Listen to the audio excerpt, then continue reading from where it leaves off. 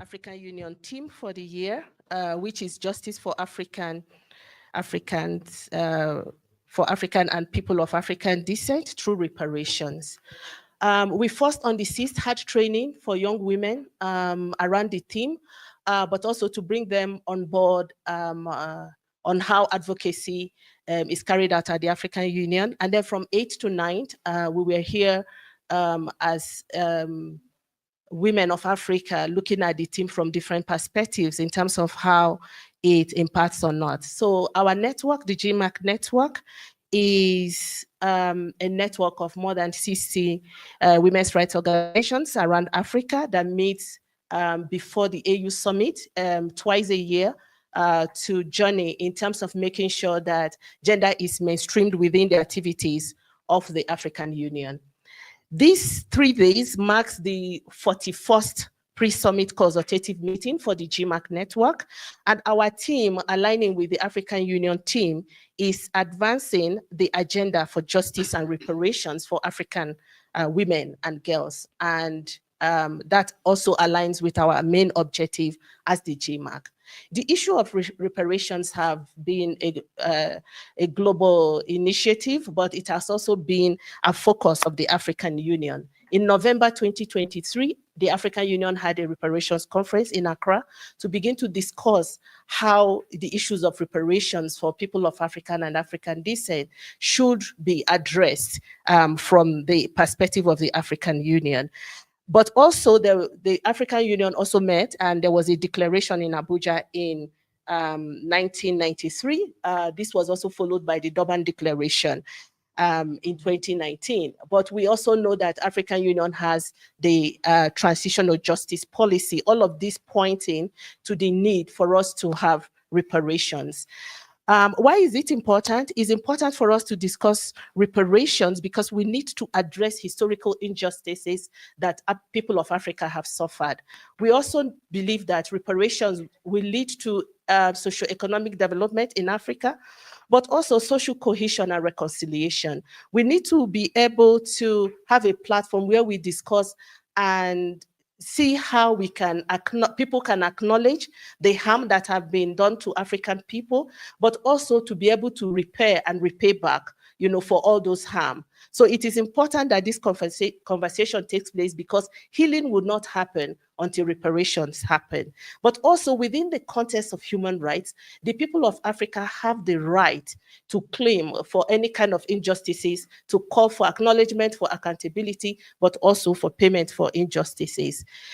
We know as a women's movement that when it comes to reparations, when it comes to historical injustices, the women and girls of Africa suffered the most. And we continue to see that happen even today with the disproportionate impact of conflict, not only conflict, slavery, discrimination, and all forms of injustices that have happened to women. So for us, we are more interested in looking at reparations from a gender perspective. How would it benefit African women and girls?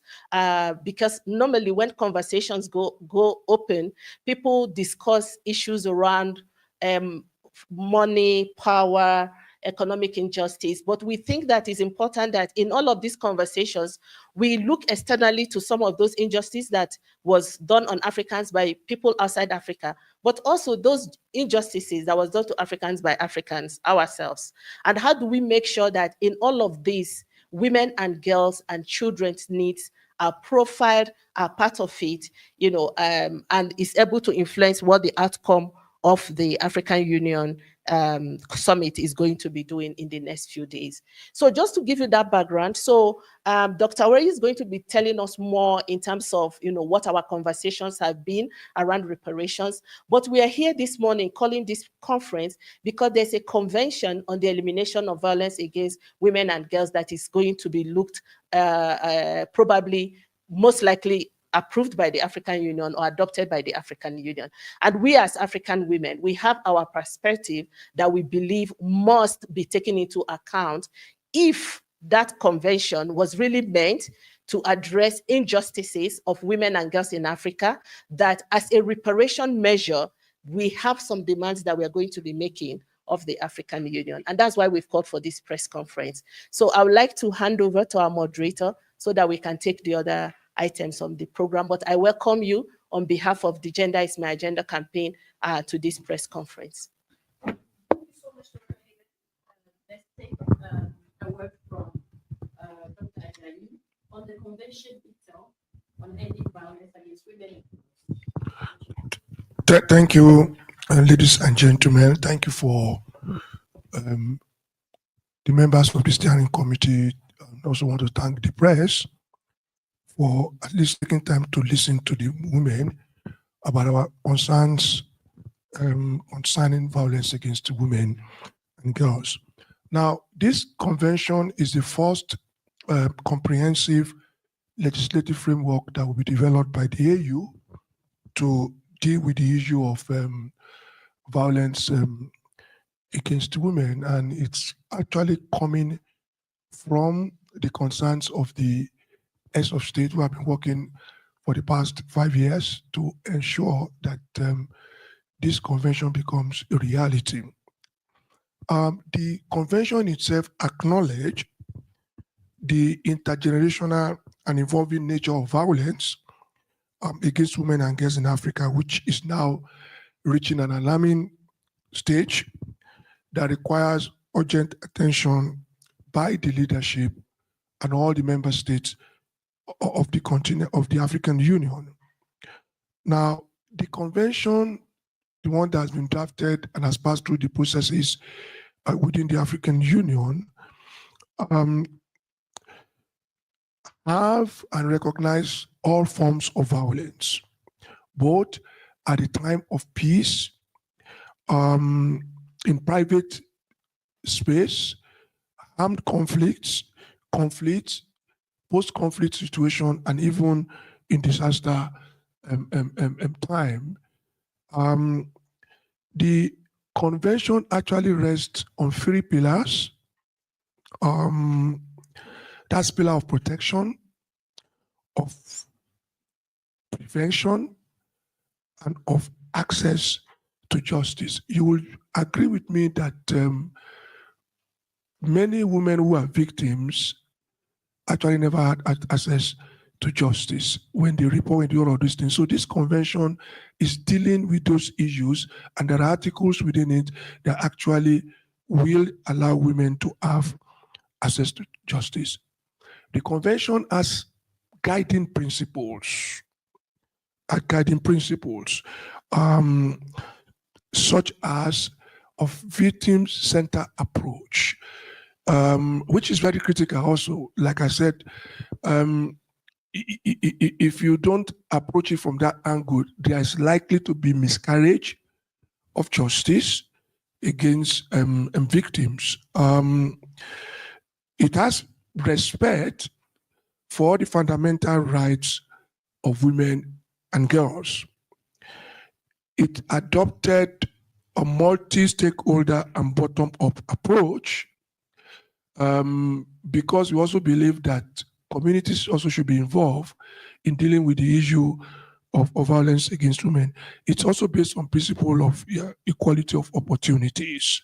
The convention, and this is the first time that we are going to find this in any instrument that deals with violence against women and girls, is that it's adopting a principle of positive masculinity, because we need to bring boys and men into dealing with the root cause of violence against women and girls.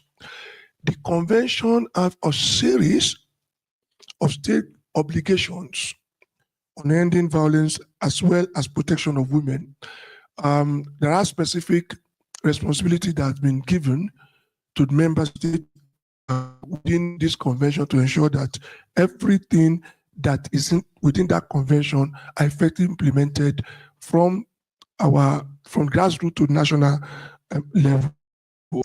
Also, one other unique thing in this convention is that it has made room for protection of defenders of the rights of women. we know that most of the time, people that defend the rights of women are also targets of attack, either sometimes by state actors or by people generally who felt that why should you be defending the rights of women? Another issue that was also concerned to the heads of states was violence at the world of work, at the place of work. So this convention and capture that and has recognized the fact that violence also occur at the place of work, including the protection of girls in the world of work. Because we note that, yes, we say 18 years of age is when a girl becomes a woman, and that's when they can begin to, but we recognize that even within our environment in Africa, teenagers and young girls also find themselves being involved in trade and some other. So this convention had made provision for it, including provision of facilities that will assist women in the workplace, like childcare facilities. For example, we expect that the state also should be able to provide to ease the pressure that face women at the place of work. These are, and then lastly, we also, and my colleagues will talk about it, that the convention should also have a strong monitoring and reporting mechanism that will ensure that girls not only just being protected, but when they are abused, that those abuse are properly recorded, documented, and prosecuted by the state. Thank you. The moderator, you have the floor. Thank you very much, Dr. Jai, on the convention.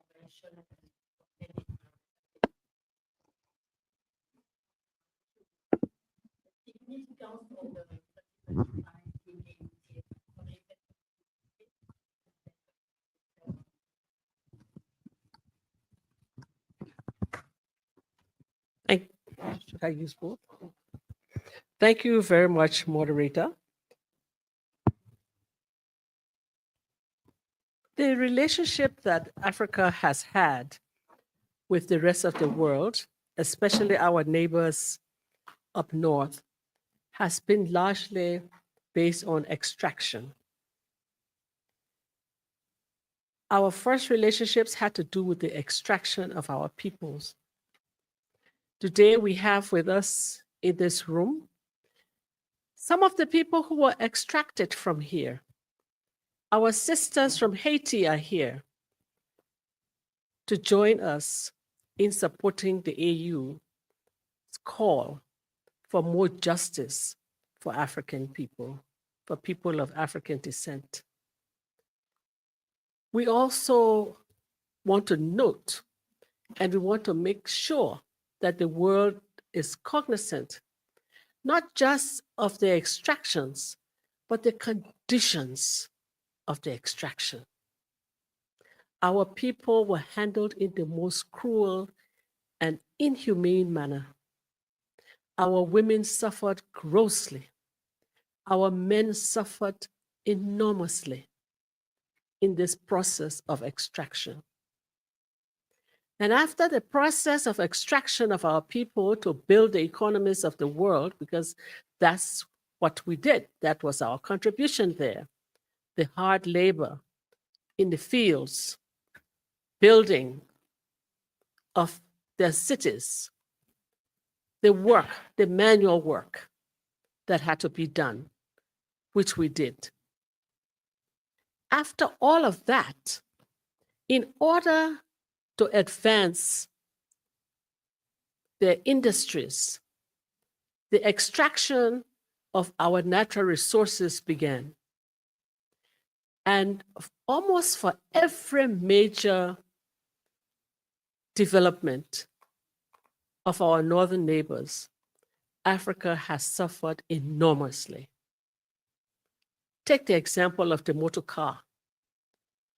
When the motor car was developed, it needed tires and it needed rubber to make those tires. Where did they get the rubber from? Ask the people from the Democratic Republic of Congo. How many of them died in the most horrific conditions just to make sure that there was rubber for people of the North to ride around with ease? And if you look at the participation of our women in this whole process, you just break down in tears. The sexual harassment, not harassment, the sexual exploitation, that's what it was. Sexual exploitation, bearing babies for people who did not want to claim them, who denied them, and even up to today, they are being denied. They work in the homes, taking care of other people's children without compensation. It has been a horrific journey, this journey of extraction. And this is why it has been important for us as African women to raise our voices to support this theme of the AU, which is justice for Africans and people of African descent through reparations. We hope those who treated us so inhumanly still have a human conscience, that they will reform the systems that they have created, which are there to continue the process of injustice to us. Those ones which, when they are proposed to us, they look as if they're proposed to help us, when in fact, they're not proposed to help us. They are proposed to further extract things from us, our wealth, our consciousness. And so we as women have to raise our voices. We are happy to have a platform that we have organized, which is a GIMAC, as a platform to propose to our heads of states to support them in their call for this justice. And we are calling for a more just world. We need a more just world. Justice is the foundation for peace. Justice is the foundation for development. Justice is the foundation for a more humane human existence. We are calling for the end to violence. All of this extraction has been accompanied by the most horrendous form of violence, which has not stopped even today. The violence we experiencing now in the DRC, in Sudan, all over Africa, has to do with extraction. So we are calling for an end to violence. Our convention, which we find to be urgent, is a crisis. The violence against women is a crisis now. It has reached crisis proportion. Look at Haiti. The violence there has reached crisis proportion, and many of our countries are going to be sliding right into that same situation. So we want a reform of the global and national financial systems. We are calling for reparations and compensation for all this extraction that has been going on. Stop the outflow of African resources to be used for others and not for Africa.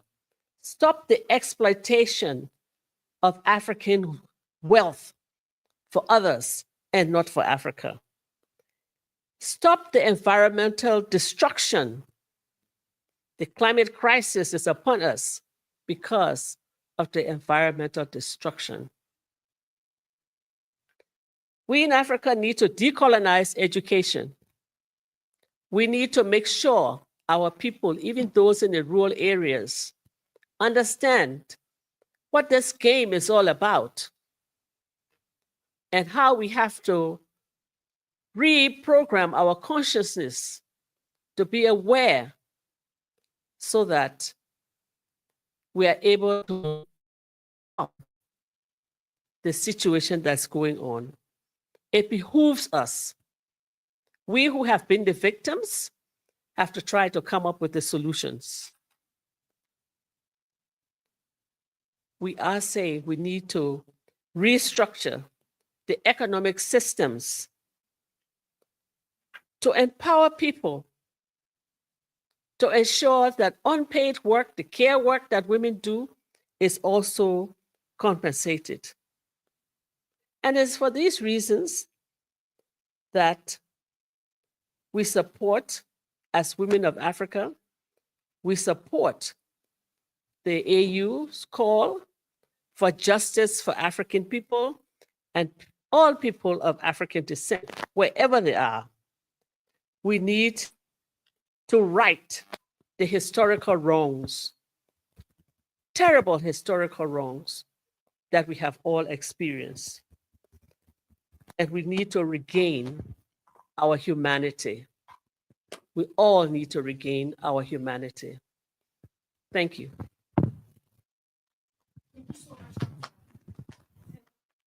We need justice for African women and girls. We need reparation for all the Africans they face.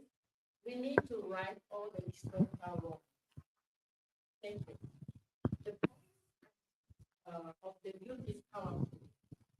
It is necessary and transformative. The youth is not just the future, they are the present force to drive change. So I think chat with our tell why must youth voices be at the forefront of the fight against women, against violence, injustice? How young leaders shape the conversation and push for real? Thank you very much all for being here as well. So the African Union team of the year, Justice for Africans and People of African Descent Through Reparation, it calls for historical and systematic injustice, and we call to address them, and we call to lay the foundation for a future of equity and dignity for all Africans.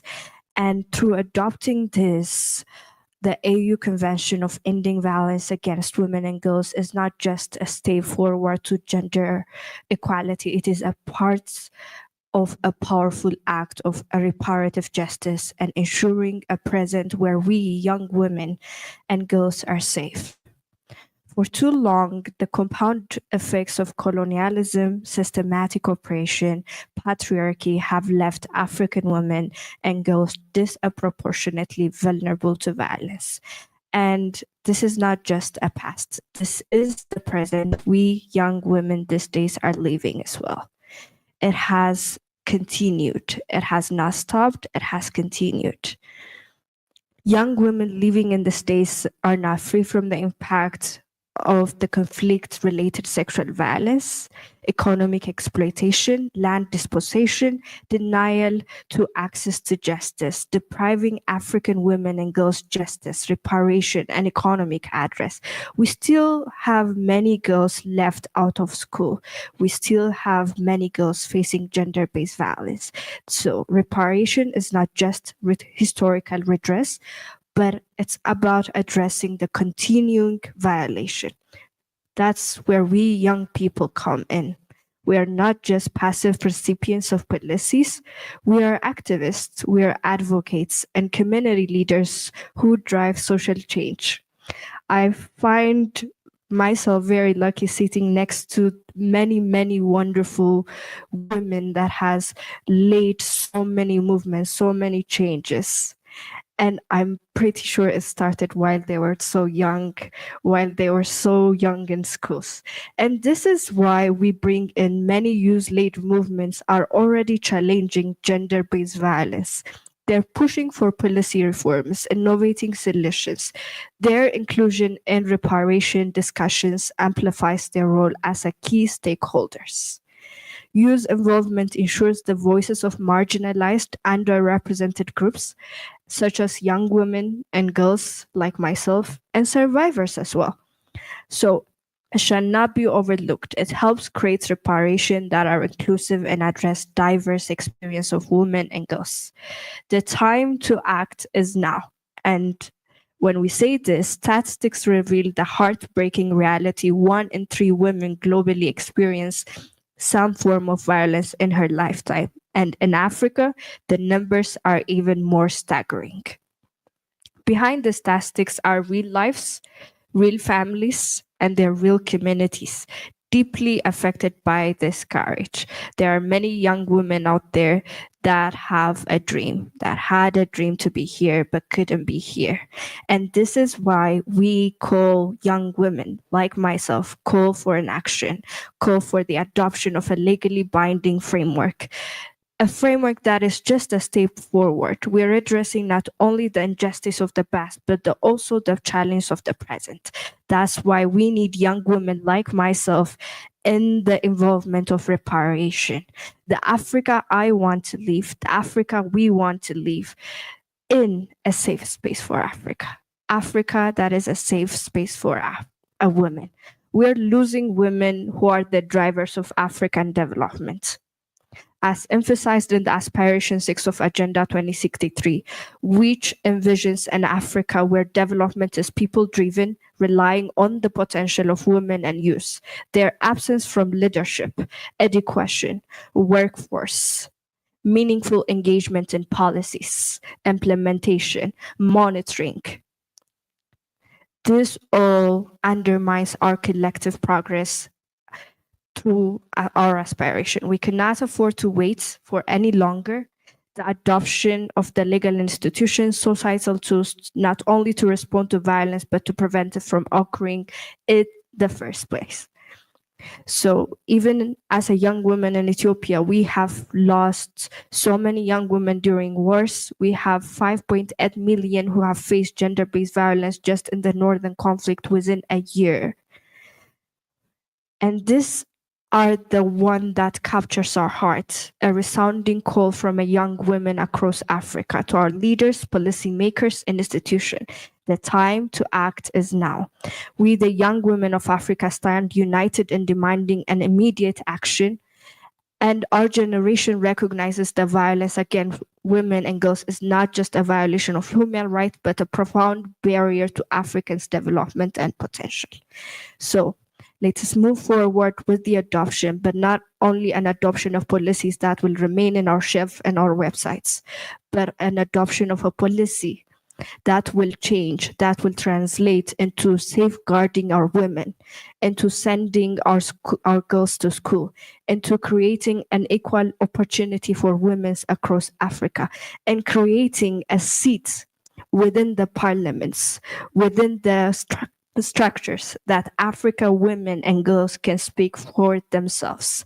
That is why we call to be at the forefront in the reparation. Thank you.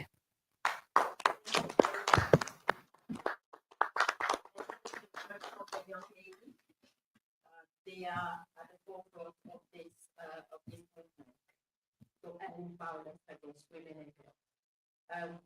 Dear all, we now move to a key moment of this press conference, the reading of the GIMAC statement. And this statement reflects the collective voice and commitment of civil society organizations, advocates, and stakeholders in advancing justice, reparation, and gender equality. It underscores the urgency of adopting the AU Convention on Ending Violence Against Women and Girls and the actions required to make this a reality. To deliver this important statement, and I will invite Dr. Ellen to take the floor. Thank you so much.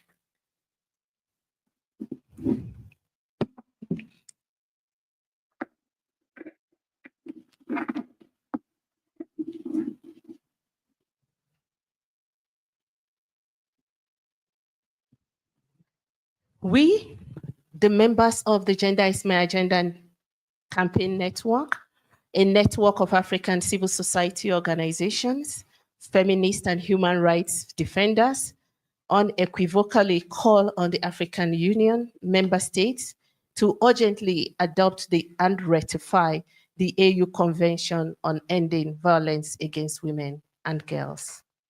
Having met this week from 6 to 8 in Addis Ababa to reflect on the AU's 2025 theme, which is Justice for Africans and People of African Descent through Reparations, we, over 400 of us women, young women, and men, emphasize that the fight for reparations and accountability must include the eradication of violence against women and girls as an urgent and central demand.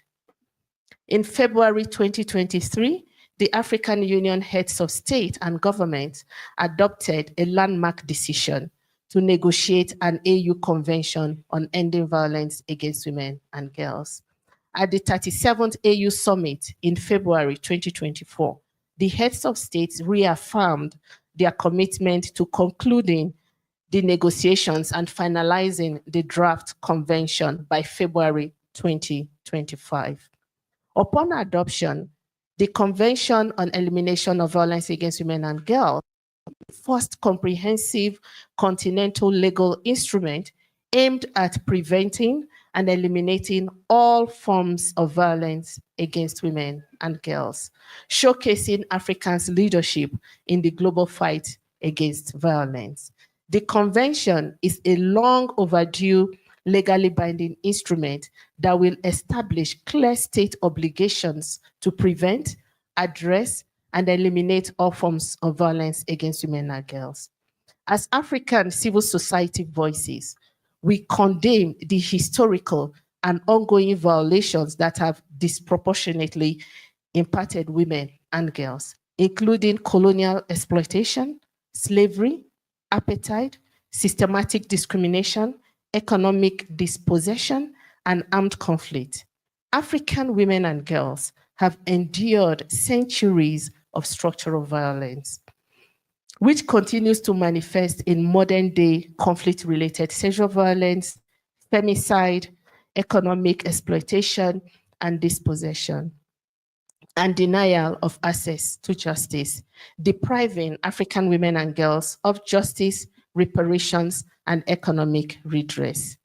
Therefore, the struggle for reparations is not only about historical redress, but about addressing the continuing violations that shape the lived realities of African women and girls today. We affirm that violence against women is not an isolated issue. It is a widespread, deeply entrenched systemic crisis rooted in patriarchy, economic disenfranchisement, weak legal frameworks, political inaction, and harmful cultural norms that normalize violence against women and girls. It is further exacerbated by conflict, climate change, pandemics, and authoritarian policies that silence women's voices. We stand in collective outrage at the continued prevalence of violence against women and girls in Africa.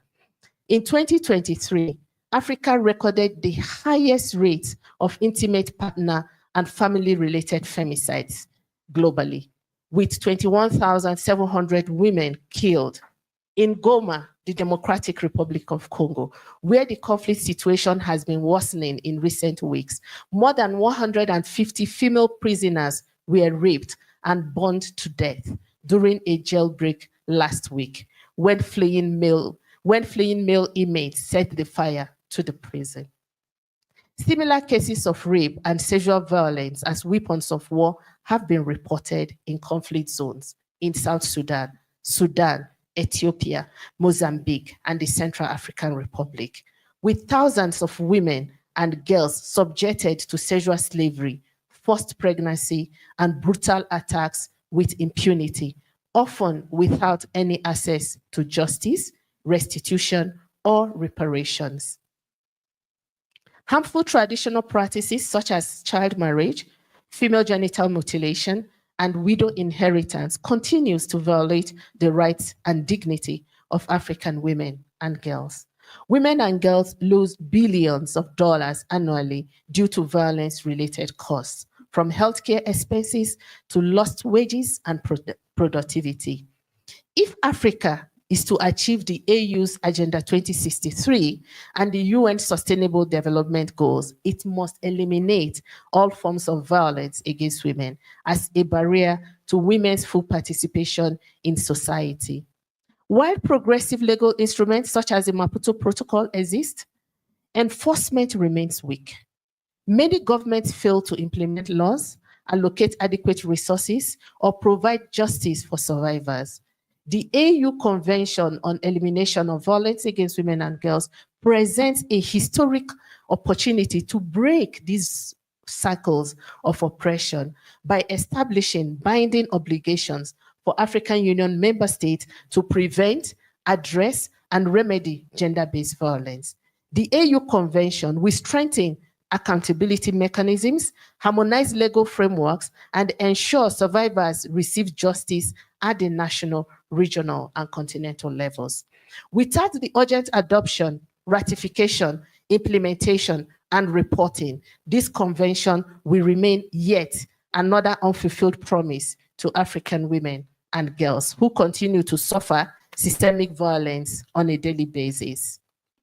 We call on the African Union member of states to adopt the AU Convention on the Elimination of Violence Against Women and Girls with appropriate monitoring and reporting mechanisms during the upcoming Heads of State and Government Summit without delay, and commit to its rapid ratification, domestication, and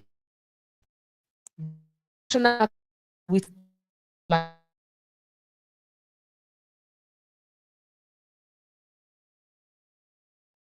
and promote survivor-centered justice systems at all levels.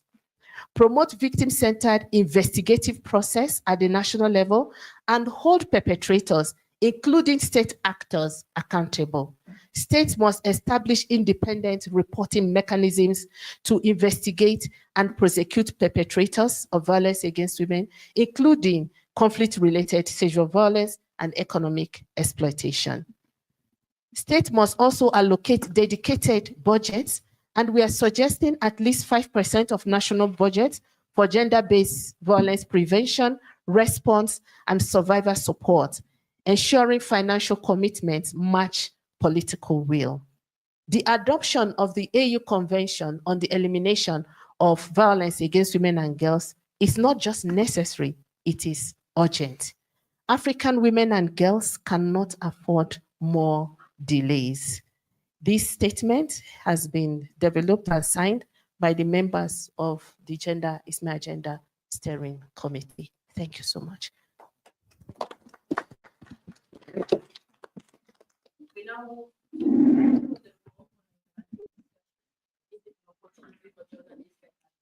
engage with our panelists, ask critical questions, and engage with her at this time into the conversation.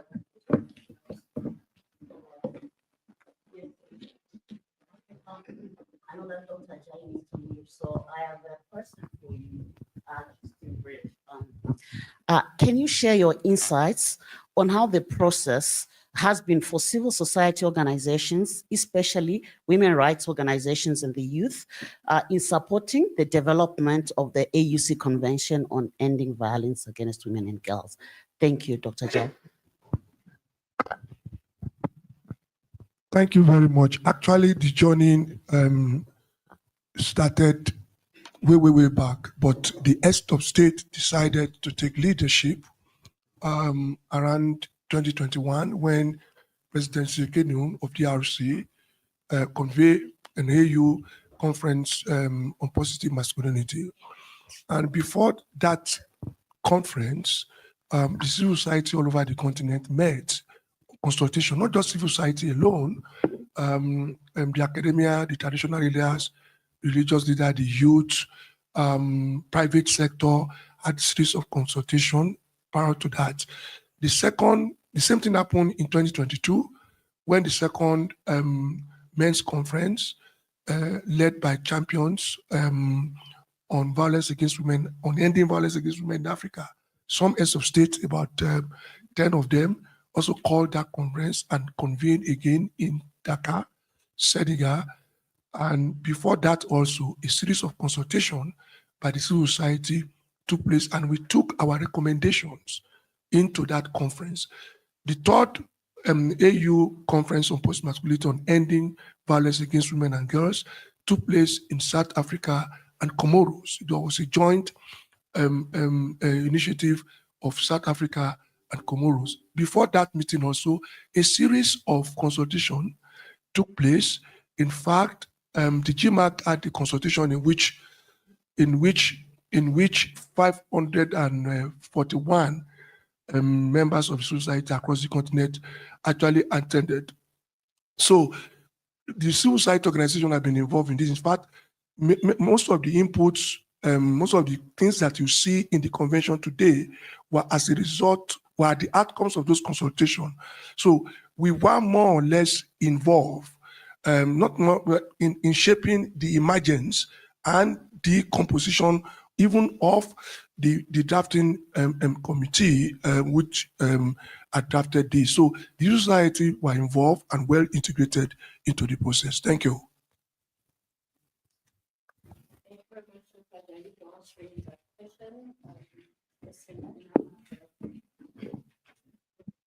Okay, thank you. My name is Gazahin Dagafo from Ethiopian News Agency. I'm news producer. I do have about 5 questions concerning to these cases. My first question will be, what has to be done so as to silence the guns because because first victims are women and children, and what are you doing concerning to this? My second question also goes, what are the best practices to minimize gender-based violence and violence against women in Africa? Because Africa is rich on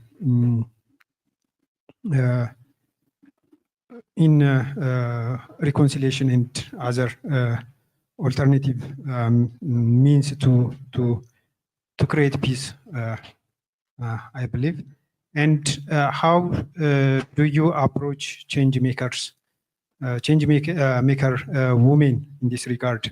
They can be investors or politicians or in this regard. And what are good opportunity to bring girls and women to the stage, even though they are in violence? These are my questions. Thank you. Okay.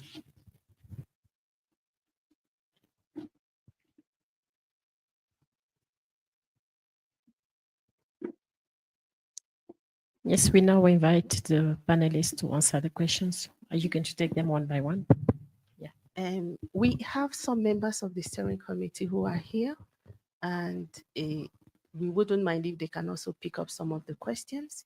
So I'm wondering if anybody wants to give a go at the questions that were asked, or we go first? We go? Okay. Thank you so much. Okay, so we will respond anyway. So thank you so much for the questions. And he asked, how can we ensure that we silence the guns in Africa? As civil society organizations in Africa, at the national level and at the regional level, we have so many programs on peace building and conflict resolution. We have activities and programs at the community level that supports prevention of violence. And many times, women's rights organizations and community-based organizations are the ones who do this work. If we have to silence the gun in Africa, we need to invest in prevention. And prevention includes that we must be able to recognize early warning of conflicts. The African Union, through IGAD, has a mechanism for conflict early warning and early response mechanisms, which many countries have developed. if these mechanisms are funded, where conflicts around climate crisis, economic justice, injustices, political crisis, and all are dictated and addressed, I think we'll be in a better position to prevent violence. But I also think that to silence the gun in Africa, we need to also do something about arms control, because we know the producers of arms. And we continue as African countries to engage with these producers to bring in arms on the continent. So we need more action to hold back these guns that are brought into Africa to kill Africans if we need to silence the gun. The African Union came up with silencing the gun campaign. I think it's more than 10 years now, but we continue to see, the guns all the time. Look at what happened in DR Congo last week. Look at what is happening in Sudan. Look at the political, look at Mozambique. Look at what is happening in the Sahel. As long as we have those guns around, we are not likely, to have peace. But it's more disheartening that when people have guns in their hands, the body of a woman is then used as a weapon of war. And so when we talk about silencing the gun, it is very important, because we need peace and development in Africa. If we silence the gun, we need to make progress from where we are, but also we need to keep our communities safe, particularly women, girls, and children. So the campaign on silencing the gun needs to be respected by all African countries, because African Union knows that with that campaign, they are calling on everyone to silence the gun. And silencing the gun means we put away the guns, we go to the table to negotiate when we have differences, and we come up with resolutions. We have reconciliation process instead of going for the gun. But in that process of silencing the gun, we also need to keep guns away from the continent. That is the only way that we can silence the gun. But just to emphasize that we also have small arms and light weapons, which has gotten into homes and is also perpetrating violence against women in the domestic sphere. So we are not only talking about large-scale arms that happen within conflict, but also small arms and light weapons that are being used, in our communities. All those need to be fully eliminated, and we need some sanctions around purchase or trading of arms. If we don't do that, we are going to continue to see militarization, of our countries, militarization of conflict. And once gun is in the hands of people, they can do anything to the communities. So all those have to be taken into account if we must silence the gun. I will then give the opportunity to someone else to address the issue of best practices to prevent gender-based violence and violence against women.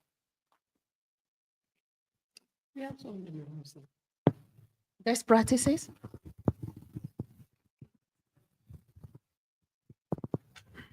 Yeah, good morning, and thank you very much. My name is Martha Muhwezi, and I'm the Executive Director of Huawei Africa.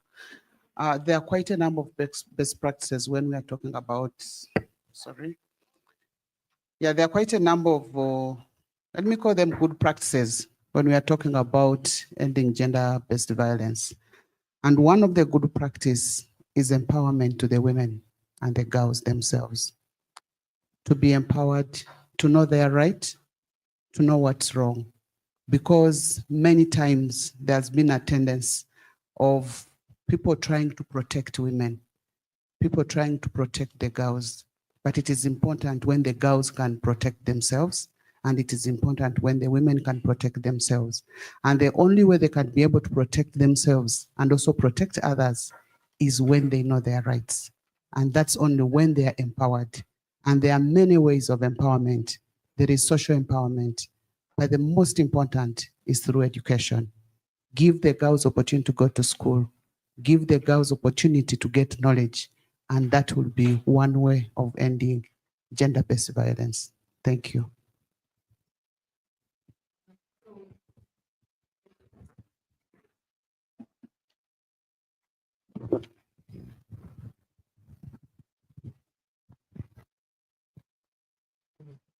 Right. I believe the other question was, how do you engage change makers in the in our work or to end violence against women and girls. I think we can speak specifically to the Gender is My Campaign network, which is a network of over 55 organizations. I believe now we are clocking 100. And in this space, it is not just a CSO space, it's really a space for women in political leadership, women in civic leadership, women in academia, people in working, creative persons or artists, as we may know them, young people, both men and women from across the continent.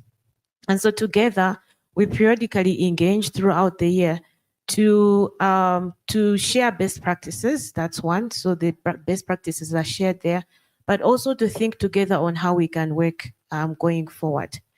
In as much as we do meet collectively, there's also then bilateral engagement and collaboration in our different thematic areas. So as we all know, violence against women and girls is a cross-cutting issue. It is present in the agricultural space and the value chain, most of the value chains, including mining and all of that. And you'll be looking at issues of unequal pay. You'll be looking at issues of exploitation in the workplace, because farming, for example, is a workplace. You'll be looking at laws that don't serve us. So, for example, laws that ban our indigenous seeds. And all of that is violence against women and girls. So we do work together in a cross-cutting manner or intersectional manner in order to be able to address violence against women and girls. Because then we do have different women, girls, and men, of course, allies in the space. We're then able to also work across the different sectors, if you like. So you have those that are doing the research, documentation, and then those that are taking that work into the policy-making spaces, whether it's regional advocacy spaces, but also our respective legislature. And those are some of the ways that we're working with change makers, recognizing that change makers are not only those with positional authority, but there's quite a lot of work that is being done also by individual activists, and all of those are engaged in this process. So thank you for that, Chimwe. And in terms of opportunity, I think the GIMAC network presents that opportunity here. We bring young women, we bring rural women to the space to speak by themselves. Many times consultations take place at the national level before we come here to the regional level. So we have, as you listened to my sister here this morning, strategically also ensure that we include young women's voices in everything that we do. I would like to give an opportunity to one of our sisters from Haiti to also say something.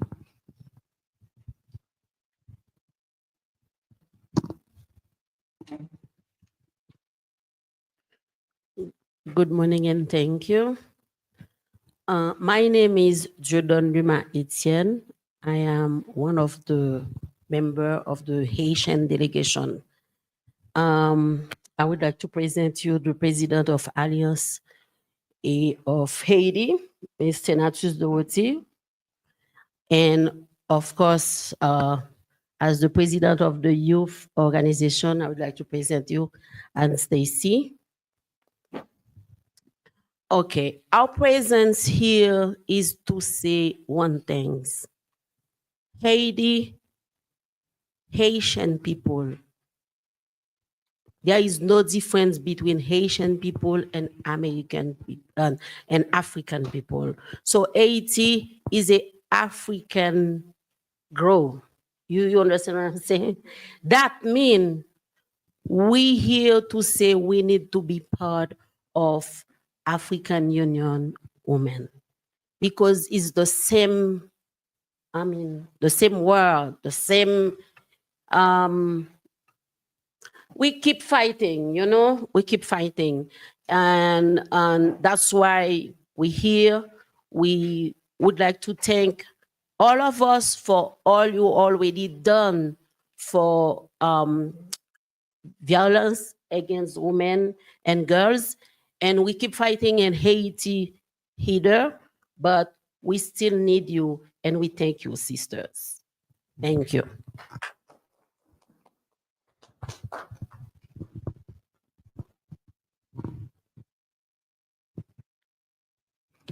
Do we have any more questions? Any other questions from participants? I'd just like to say something on behalf of women in the rural areas, because in GIMAC, together with Madam Kafui, we promote that theme of ensuring that women in rural areas also have a voice in GIMAC. I'd like to highlight for you an important example of how women in rural areas have worked very hard to silence guns and to minimize the violence. And that's the experience of Liberia during the war, when women, first of all, began to appeal to the president and their government to bring peace. Their mantra was, no more war, we want peace. And they had a strategy. They dressed up in white, and once a week, all over the country, they positioned themselves in a strategic place where they would be seen, and they held prayers and discussions to end the war. Amongst themselves, as they discussed, you would find this woman would apologize to the other woman. My son raped you, I'm so sorry. You know, these kinds of things were happening, and they were trying to bring healing. And then after the war, they organized themselves in all the villages. They had their peace huts. And when the rebels would try to come in, these young men would try to come in, they would put on their white t-shirt and their white hair tie and go there. And says, I know you, you're hungry. I know your mother. You come home and come eat first, and then we can talk. What are you doing about this fighting business? Also, when a woman was beaten, they would go there to that house and call that man to the peace hut to come and say, why you beat her. So, and in Uganda, in many of our countries, we have women who are organized to work for peace and to end violence at the community level. Many women's organizations. So the women are working very hard to maintain peace, to bring about peace, to educate people about peace, and to end violence. But we still need to work harder because the violence is increasing, is becoming more intense.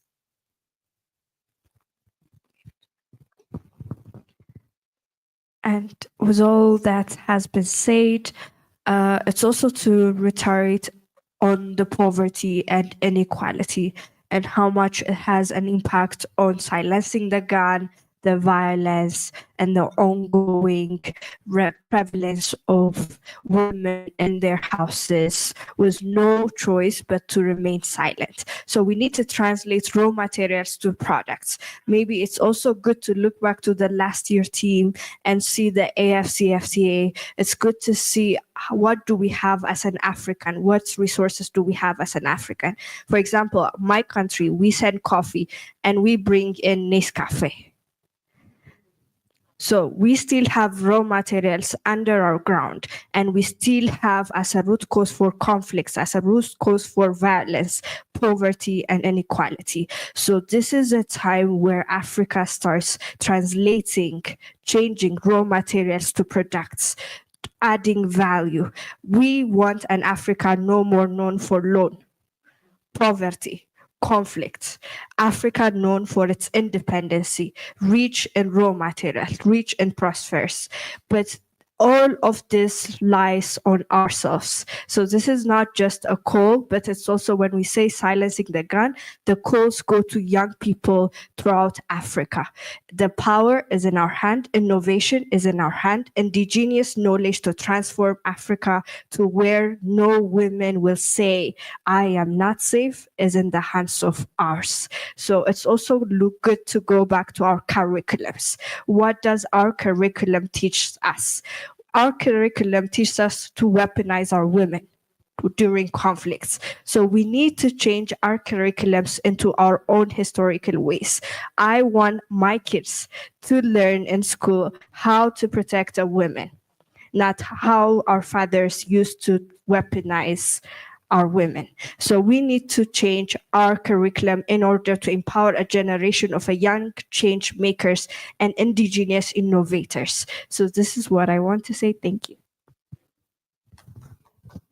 So I think as we talk about violence against women, it's very important for us to acknowledge that in the past few years, there's been unbelievably high levels of sexual violence against girls in higher institutions. That has been silent, that has traumatized these young women, and something that I believe the convention would also address in terms of calling, for accountability of violators of, our young girls who are in the school systems. Thank you so much. Back to you. Thank you so much. Is there any more questions? No? Okay.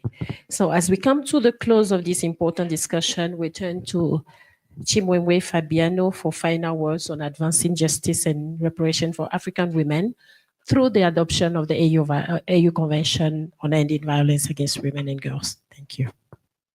All right. I think building on what has been shared, it's important to recognize that the Convention to End Violence Against Women and Girls builds up on work and advocacy, but also the recognition that we need to build the Africa we want. So in this year of the AU theme that is focusing on justice for Africans and people of African descent through reparations, it is important to center the experiences of women and girls. 32 years post the adoption of the Abuja Proclamation for reparations, the convention must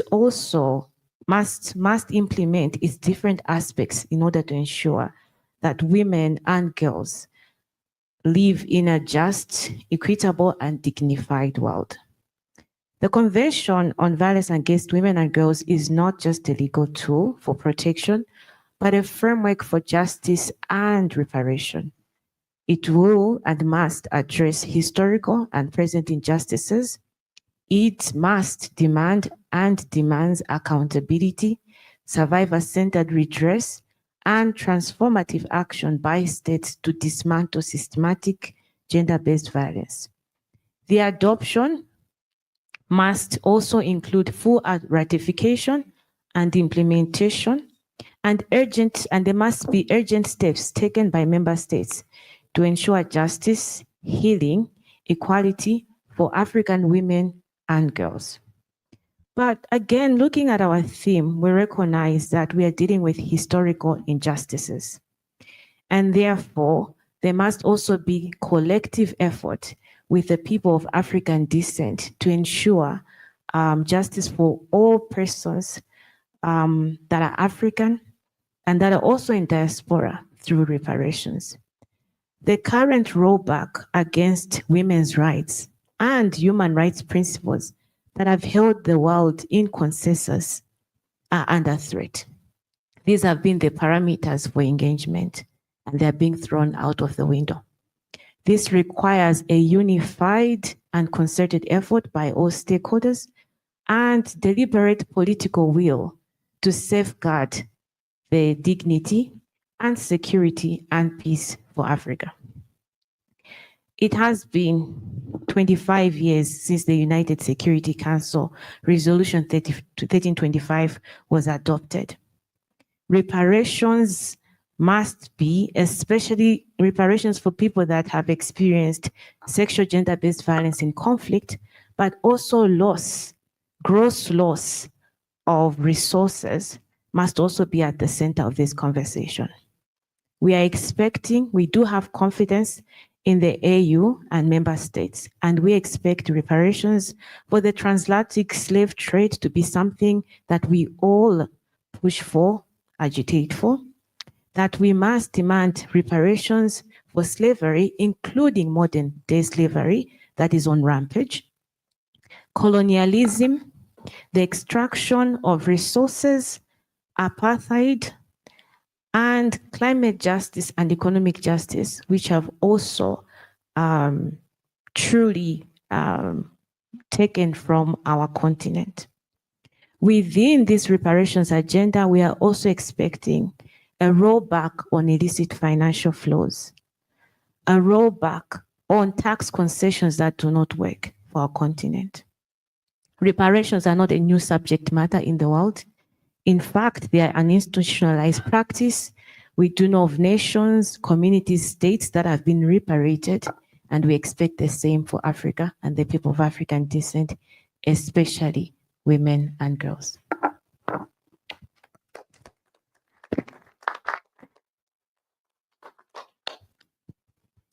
Ladies and gentlemen, as we conclude this important press conference on the AU Convention on Ending Violence Against Women and Girls, we leave with a clear and urgent call to action. The discussions today have reinforced that justice and reparation for African women and girls are not optional, they are necessary. The adoption of this convention is a crucial step towards ensuring protection, accountability, and transformative change across the continent. We thank our panelists, journalists, and participants for engaging in this critical conversation, but this is just the beginning. The momentum must continue beyond this room and across all sectors. Let us remain committed, amplify our voices, and push for action at every level.